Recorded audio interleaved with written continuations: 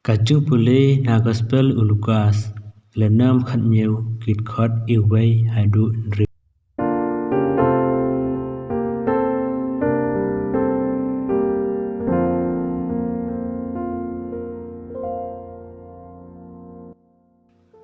Ujisu lo ong halag sendran en amlai na Kajung Pyrtuh nrai korit yauta balong umau jentun kan khamha la date sa dong karendang jengu da umau telian mat penno ya u ha Duriap pan ya kaba un Pyrtuh ya uwai na gine kibarit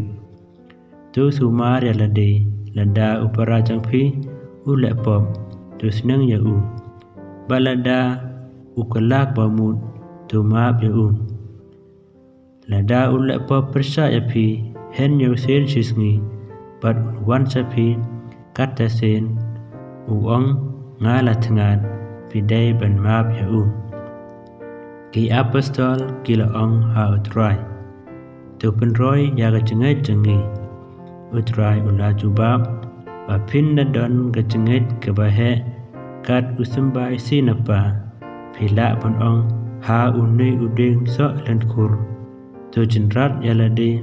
nadu dengkong Batu tung yalade ha Duriap un kamu yapi ka gospel jong mutrai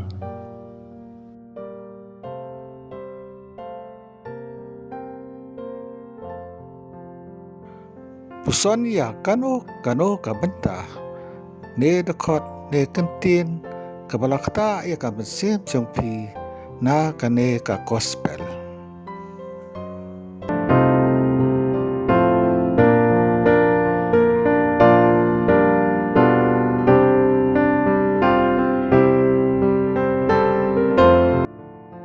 Jesus said to his disciples, "Things that cause people to stumble are bound to come, but woe to anyone through whom they come. It would be better for them to be thrown into the sea with a millstone tied round their neck than to cause one of these little ones to stumble. So watch yourselves. If your brother or sister sins against you, rebuke them, and if they repent, forgive them. Even if they sin against you 7 times in a day, and 7 times come back to you saying, 'I repent,' you must forgive them."